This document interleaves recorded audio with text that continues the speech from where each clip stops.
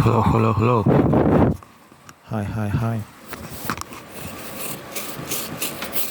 Hope you're well. Hope you're well. Hope you're swell. Hope you're wavy. Hope you're crazy. Guys, my nails were unacceptably long. I had to cut them just now. I was like a wild animal. I was like a little wildcat. Wow. It was very long. But now when I tap my screen, it's not the same. It's not the same. But my nails were long. It was so long. I was like, damn, this has to change. This has to stop. Anyway, I make music, by the way. I'm doing a song day challenge for the girls to drop a song here. I drop 7 songs every Friday, 7 songs. Every Friday, 7 songs. The link in the description if you want to check that out. If you want to check out what I dropped this past Friday, I'd greatly appreciate it. I'd appreciate it so much. I'd appreciate it so much. Check it out. And you can go to my YouTube Trust tab if you want to hear clips of everything I'm dropping. Thank you. Thank you, Nevros. Mwah. Thank you. Final word on the J. Cole situation. I promise I won't spend long. I know some of you are just probably tired of hearing about it. It'll be quick. I was thinking about Russ, the rapper Russ. He will never be accepted in the rap mainstream just because he doesn't glorify a lot of the things they glorify. He doesn't talk about drugs and guns and all this sort of stuff. He's pretty down to earth in terms of his content, and you don't feel guilty listening to his music. You know, it's good messages. Even when he's being all braggadocious and stuff, it's within limits. It's within bounds.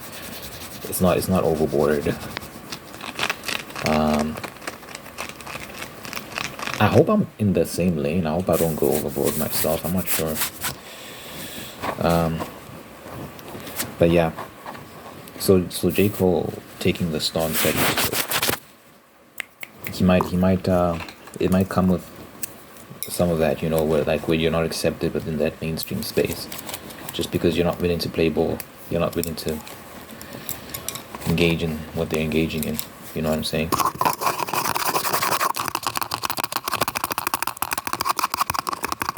But yeah, anyway, I'll move on from that. I learned about India. Apparently there are 14,000 Indians in Russia. The Indians got to Russia as early as the late 18th century. There were a bunch of them trading, doing all sorts of stuff in India. In Russia, which is interesting. It's fascinating. But I also learned they established some sort of Indian embassy in the 90s or something, or the 80s. Can't remember when. Where the goal was to promote Indian culture in Russia, which made me go, I don't know about that. Just because it's Russia. So I wanted to talk about cultural exchange and multiculturalism and all these sort of things. I think humans are fascinating. Humans are fascinating. Someone said they like scratching while talking, so I'll try scratch on different objects to do that. I wonder what else I can scratch on. Okay, I'll scratch on this next. What was I saying? Human beings are fascinating because there's so much variation within our species. It's like, even as individuals, we're so different, right, in our personalities from each other. And within countries, there's different cultures. So here in South Africa, for example, there's different tribes. You're Zulu, you're Tsonga, you're Venda, you're Indebele, you're Sutu, you're Xhosa, and so many different tribes. And then you even, apart from black people, you've got white people and their variations within this country, and your Indians and their variations within this country. It's very interesting with the Indians because then there's coloreds, but then there's Cape Malays, and then there's Cape Malay is not the same thing as Indian.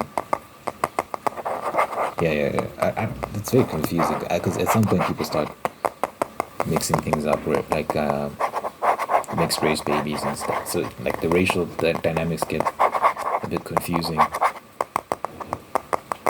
Yeah, but anyway, so you get a mix of different cultures and stuff like that. But what binds a lot of South Africans together is the overarching South African culture, right? The national identity, shared vision, and stuff like that. It's very important. Otherwise, you just have a lot of chaos. I think it's very important for. I mean, you could argue there's still a lot of. There's definitely chaos in this country. There's racial divides, there's cultural divides, there's this, there's that.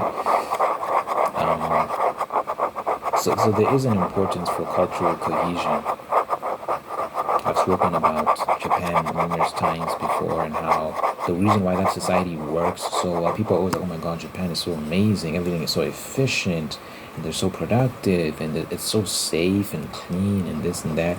Japan is 98.5% homogenous. So 98.5% of that country is Japanese. I think like South Korea is like 99. So you can imagine when you have a country full of people that basically think the same way, like they share so much in common. Yeah, it's easier to get stuff done. It's easier to be productive. It's easier to make progress because everyone's already in agreement. There's rain outside. There's rain outside. There's rain outside. There's rain outside.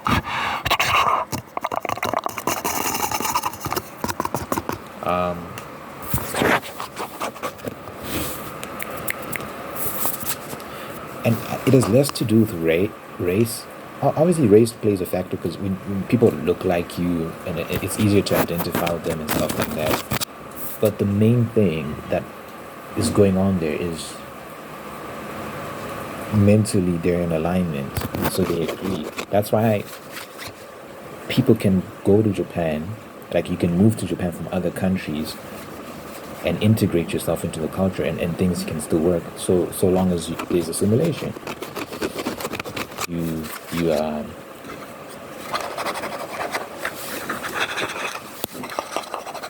you successfully assimilate into the culture. Now that changes when a bunch of people come in and they don't assimilate. They bring their own cultural values and stuff like that, and their own practices and beliefs. It creates discordance. It creates disharmony. It creates chaos. It disrupts the balance. So with Russia saying, we want to spread Russian culture I mean, with India saying we want to spread Indian culture in Russia, I'm like, why? It's Russia. Why should Russians accept Indian culture? You're in Russia. It's like when you're in someone's house, right? In your house, you wear shoes, you walk around with your shoes on and stuff like that. Then maybe you go to someone else's house and like, in my house, we don't wear shoes. Like, we're not allowed to wear shoes in the house, so you have to take off your shoes. No, but in my house, we wear shoes. And it's like, okay, but this is not your house. This is my house. And in my house, we don't wear shoes. I actually used to do that. When I was living by myself and people would visit me, I'll tell them to take off their shoes. I don't know. Yeah, actually, it was my personal space, and I was just like, I don't know where y'all have been. I don't like the idea of people walking all over my floor, because I was walking around barefoot a lot in it was like a lodge type of situation. I can't even call it an apartment. Anyway, I'd walk barefoot a lot. So I'd tell people, when you're in here, you have to take off your shoes, because I'm walking barefoot all the time. So don't wear shoes. So now with Russia, like if the Indians are like saying we want to promote Indian values in Russia, why? This is funny to me because it's like, why? Is it? You came to Russia, but you know what it taught me? It did teach me that people will go anywhere for economic opportunity. It's very interesting. You find you never really, when you think of Russia, you don't think of Indians. It'd be very You'd be very shocked to find like an Indian community in Russia. You'd be like, what the hell? Just like with the Indians go a lot of places. The Chinese, you'll find Chinese people in the most obscure places. They'll be so far away from home. You find a Chinese person like Burkina Faso, which is like an African country or something. You'd be like, why are you here? You are far away from home. But people will go wherever they can for economic opportunities. If there's something to be sold, if there's a service you can provide that can make you money, they'll go there. It's the it ties into this concept of middleman minorities. I talked about it on my community tab, but basically, you get minorities who oftentimes come from different countries and stuff, and they have different cultures and work ethics, and they provide services that maybe the native people are not providing, and they tend to be vendors or money lenders, whatever the case may be, and they often serve the role as middleman in a lot of economic sectors. So the link between producers and consumers and stuff like that. So an example is like here in South Africa, Indians play that role. Indians get fabric from just general textiles from China. China will produce these textiles, and the Indians will secure shipments, and then they'll sell it to the general public for profit. So you know that if you want to get fabric, you go to the Indian shop and buy fabric from the Indian shop. It's their whole thing. They're known for that and other things like that. So they play that middleman role. But they're a minority in this country, a very small minority, but they earn so much money from that business practice because they play that middleman role. So that's an example of these people going to different countries to fill in certain gaps that aren't being filled in because the native population isn't taking advantage of that, because there's no reason why black people in this country can't do what the Indians are doing.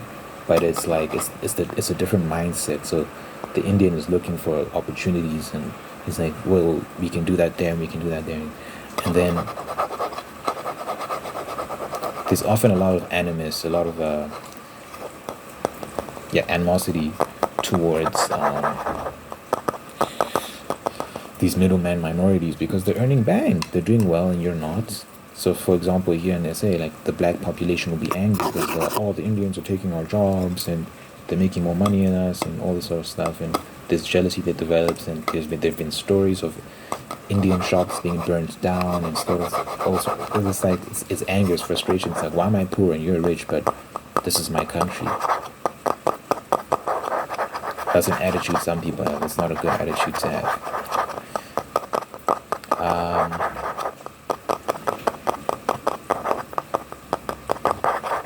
So yeah, I say all that to say that's why you will find Indians in places like Russia, and then setting up embassies to like promote Indian culture in Russia, which is it's just funny to me because it's Russia. Russia is so different from India. I just don't think that the Russians are gonna bite on that. You know, I think there's low level culture and then there's high level culture. So it's like there's things there's cultural exchange that's nice. For example,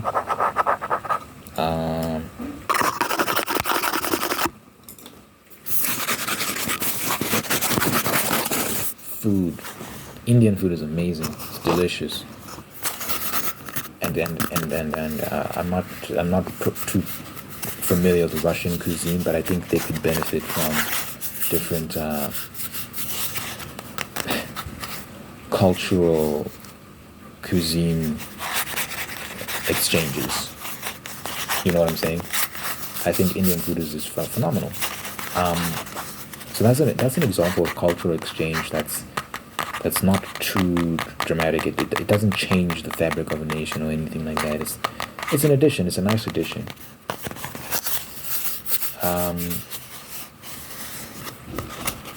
Maybe music, I guess. It depends. There's just certain things that you can exchange culturally that don't interfere too much with the goings on of a nation and its people. And it's enriching, but it's not. It's not something that, yeah. It's not revolutionizing anything. It's not upending anything or anything like that. It's not upsetting anyone. But then there's the higher, more broad cultural norms, like some India. I think the dominant religion in India is like Hinduism, right? If I'm not mistaken. I'm not sure what the biggest religion in India is. I don't think it's Islam, is it? I don't think it is. I think it's Hinduism. Or who knows? Let me know in the comments if you know. But stuff like that. So, for example, Hindus don't eat cows because they believe cows are sacred animals.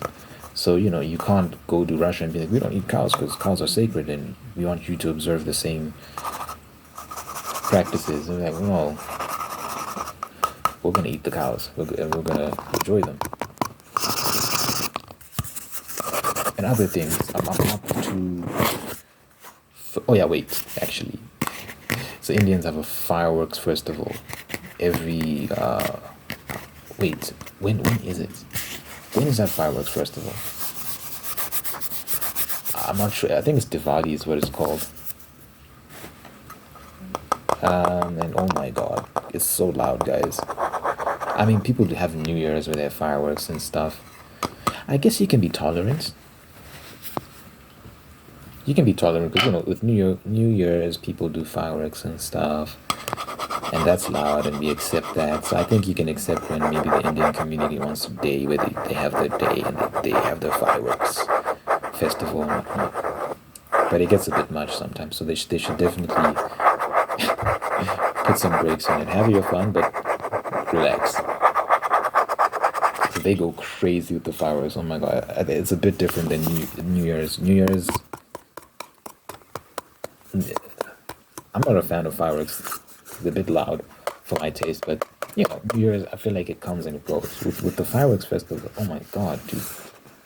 If I'm not mistaken, it can go on for days sometimes. Am I wrong in that? I remember this most recent one. I might be wrong in that. I'm not sure. I won't say it's multiple days just because I can't remember. But it was long and it was loud and it was. I just remember being like, when are they gonna wrap up? This has been going on for some time now. But anyway, we can definitely practice tolerance for some things, as long as you're keeping it to yourself. You're not trying to, quote unquote, promote Indian culture. You don't have to promote it. You can just enjoy it by yourself with your community. It's fine. Because Russians have their own culture. They have for centuries now. So, I don't think you're going to be doing much to upend that. But there's still a lot of beauty in cultural exchange. I'm not against cultural exchange. I like Japanese culture. I like aspects of Chinese culture. I like aspects of South Korean culture and so on and so forth. You go to Europe and you got your Italians, you got your French, there's so many beautiful cultures around the world, right? It's nice. It's nice and it's beautiful that there's so many different countries with all their own ways of life and all these sort of things. But it's very crucial for a nation to have a national identity and for the people of that nation to all stand behind that national identity. Otherwise there'll be chaos. When there's too much going on. So the issue with multiculturalism is, too many ideas going around and it causes division. Because people have this vision, right, of everyone coming together from different aspects, from different walks of life, from different parts of the world, and just getting along. And why can't we just get along? It's like because of human nature. This is not something you can force. You can't force that. You can fight and fight and fight and fight and fight, but there'll always be that sort of like those bridges, those gaps you can't bridge because they're too different. So that's why it's very important for there to be cultural cohesion, for there to be more agreement than disagreements. It can't simply be a thing of like we're all very different from each other, but you just do you over there and I'll just do me over there, over here. You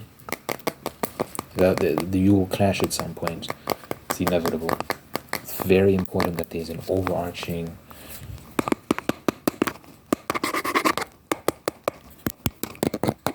national identity that brings people together. You can respect other countries, you can respect other traditions and stuff, but when it comes to yours, you have to be in agreement that this big one takes preference over these little ones. So the things you practice in your home, and so you can have a country with people that have different religions and beliefs, but when it comes to the nation as a whole, as a collective, you have to have shared values. You have to be in agreement.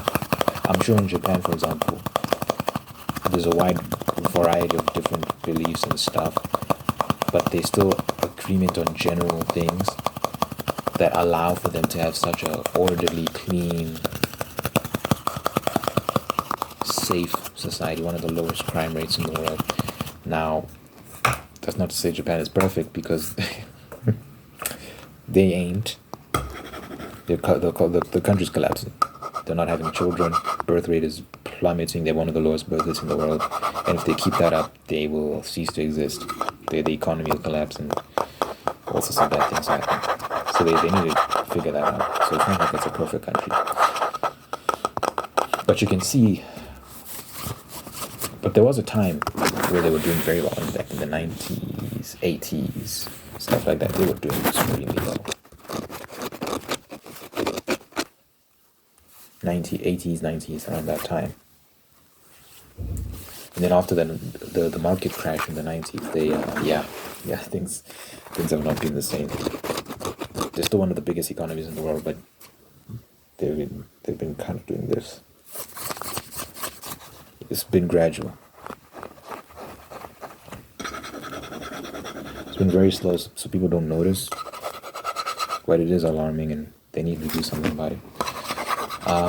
America is a great experiment because it's a nation of immigrants, essentially. It's just people from different parts of the world that have come together to form this great nation.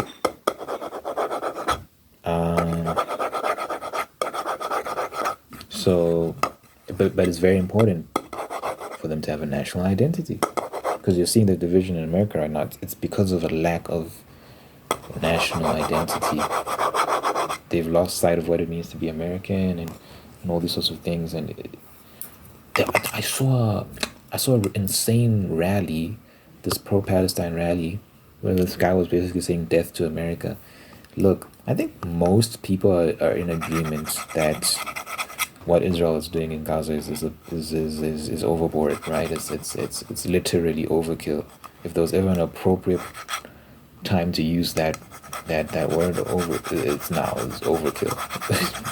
Literally, I think everyone agrees. But for not to be in America and to have rallies, marches where you're saying death to America, that's insane. Because they're saying that America is involved with Israel and supplying them with weapons and stuff, so they're complicit, or supplying them with money that they used to buy weapons. So they're saying that America is complicit and all these sorts of things. You're taking it too far when you start saying death to America, because you don't do that. And it doesn't help that he's Arab. So people start to question his motivations for saying that. Like, wait, do you mean what you're saying? Do you actually literally mean death to America? What else would you mean when you say that, when you say death to America? What does that mean? even if you're saying economically, whatever you mean, that's not good. And people will die as a result of economic collapse, by the way. No matter what. No matter what you mean, the result is death regardless. So I'd be watching him closely if I was like American authorities. I'd be looking at we need to follow him. He might be up to something. Because you can't say that. You can't say death to America. Leave the country. Leave. Because it's like you're living a good life in it. Go to the Middle East. Like there's a reason you're in America, obviously.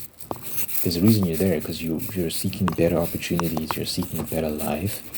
So you can't now be there saying death to, that's insane to me.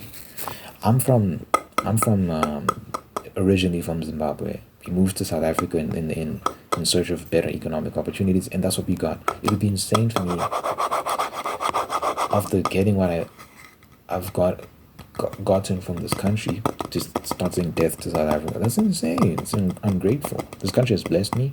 The women here are beautiful. I've had wonderful experiences, and there's just so much I'm grateful for. I can't now out here just being like, I can't be out here just death to South Africa. That's just like, what? That's madness. And you know, South Africa is not a perfect country. We've had terrible xenophobic attacks. South Africa has a history of xenophobia, to put it lightly. Just a few years ago, there were some xenophobic attacks where they were pouring hot tar over foreigners, burning them alive with hot tar, which is brutal, and beating people to death. My brother once, he was catching a cab on the streets and he ran into this foreigner guy who had his arm broken. He looked disheveled. His arm was broken. His face was bloody, and he was saying, "Can you give me money? Because I was mugged." So what happens a lot is like the Zulu guys will approach you. The Zulus don't know if you're being violent. They'll approach you and say like "Dololwane," which means elbow. And they'll say it, and if you don't know what it means, they'll assume that he's a foreigner. Let's get it, and then you get jumped. But you know, you could just be like maybe like a kid who never learned his native tongue. That's quite decent. But anyway, so there has been a lot of xenophobia in South Africa. I've always lived in safe neighborhoods. Fortunately, thank God, so I never really experienced any sort of violence or any threats of that sort.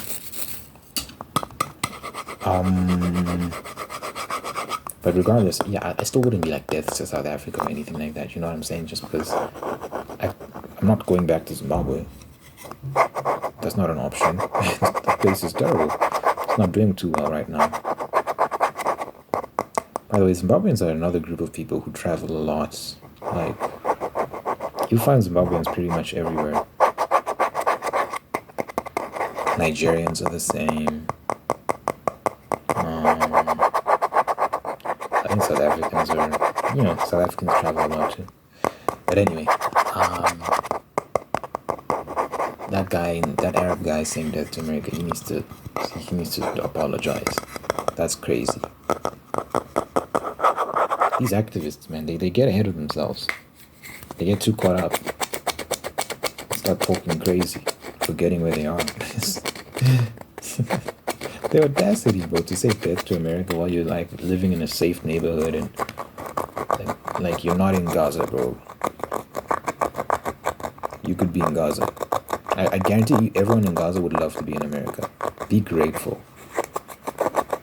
Like, don't say death, because it's like you're implicating a lot of people in that, right? So it's not just the government that you're implicating. You're implicating regular citizens who are minding their damn business, who don't want any smoke with anyone.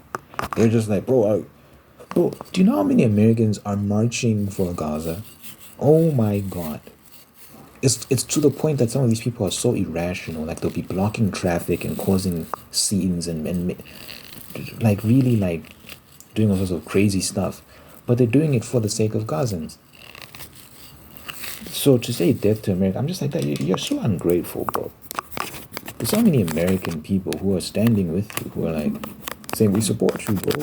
I'm so sure that there were Americans in that rally of his, probably saying "Death to America" as well, because they're dumb.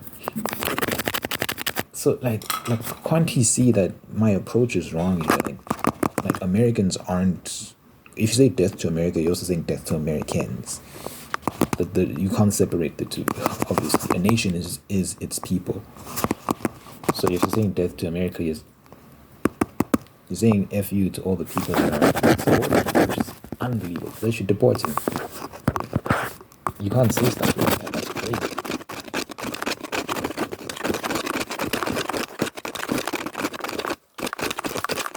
Maybe not deport him, but really sit him down and say, you need to stop, or else we will deport you if you keep on going. Like, because he might have a family and responsibilities. I don't want anything to happen to those people, because they might not be in support of his crazy language. I think it's insane. But anyway, be grateful for where you live. If you live in a good country, have national pride, have national identity. It's very important for peace, that people get along and agree.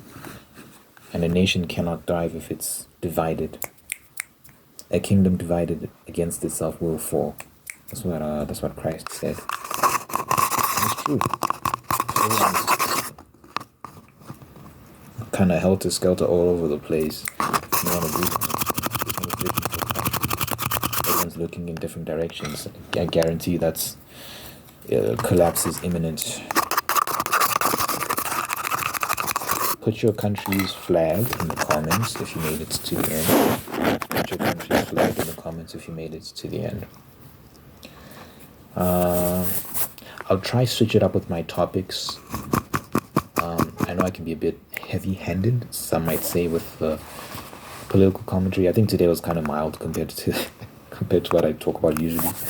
So I'll try and be more flexible in that regard. A bit more lighthearted. Because even for people who do agree with me, they might find that to be a bit much. Let me know. Drop your country's flag in the comments. If you watched to the end. And let me just pray and get out of here. Dear Father God, thank you for this individual watching this right now. Thank you for making them all unique and guide them on a path towards peace, prosperity, and purpose. Thank you for making this person, for blessing this person with wonderful people in life. We love them, take care of them, bring the absolute best out of them. Thank you for maintaining the people that are there to do the same thing. Thank you for blessing this person with spiritual gratitude so they can give thanks for all the wonderful things in life. And by giving thanks, they can find peace, contentment, and attract even more blessings. Let your presence be felt in this person's life so they know that you're God, that you're real, that you're always going to love them and be there for them. Good health, long life, and happiness for this person and everyone they care about. In your mighty name I pray, in Jesus' name I pray, in Jesus' name I pray, in Jesus' name I pray. Amen, amen, amen, amen.